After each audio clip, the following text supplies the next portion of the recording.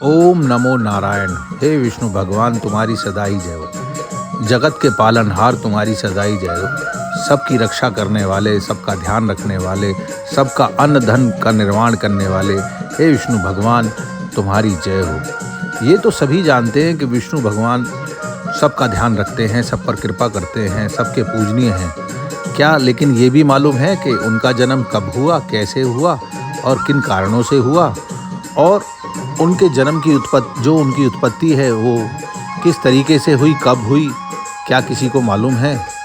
चलो नहीं मालूम है तो आज हम आपको बताते हैं उनकी उत्पत्ति का कारण और जन्म का जो है जिस तरीके से उनका जन्म हुआ। विष्णु भगवान सबके पूजनीय हैं, विष्णु भगवान सबका ध्यान रखने वाले हैं, सबके पालनहार हैं, तीन लोक के स्वामी हैं।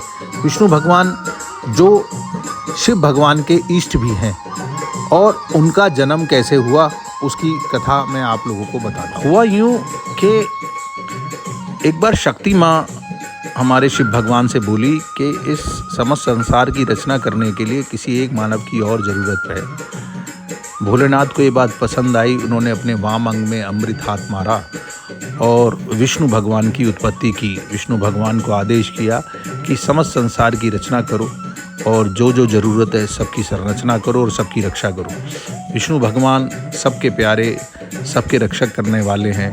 पहले उन्होंने घोर तपस्या की और शिव भगवान को पाया और शिव भगवान से सब तरीके के संसाधन पाए, आदेश पाए, वरदान पाए।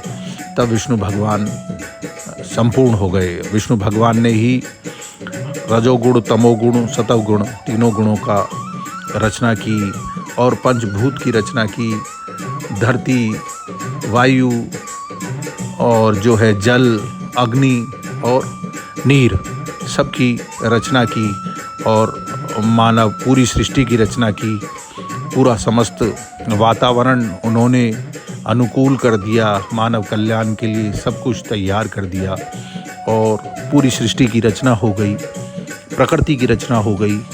और जब मानव जो है इस दुनिया में आने के लिए तैयार हो गया, विष्णु भगवान तभी से उनको सब लोग सेवियर कहते हैं और उनको रक्षक कहा जाता है।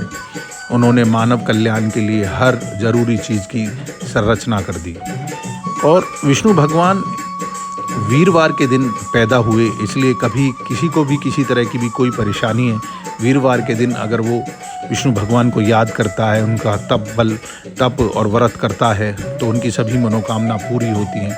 विष्णु भगवान सभी तरह की शक्तियों के स्वामी हैं और मन और वांछित भी उनको नहीं पा सकती है, मन वाणी उनको नहीं पा सकती है। उनका आदि, मध्य और अंत नहीं है, निर्गुण स्वरूप के कारण भूत है और भक्तों के दुखों को नष्ट करने वाले हैं।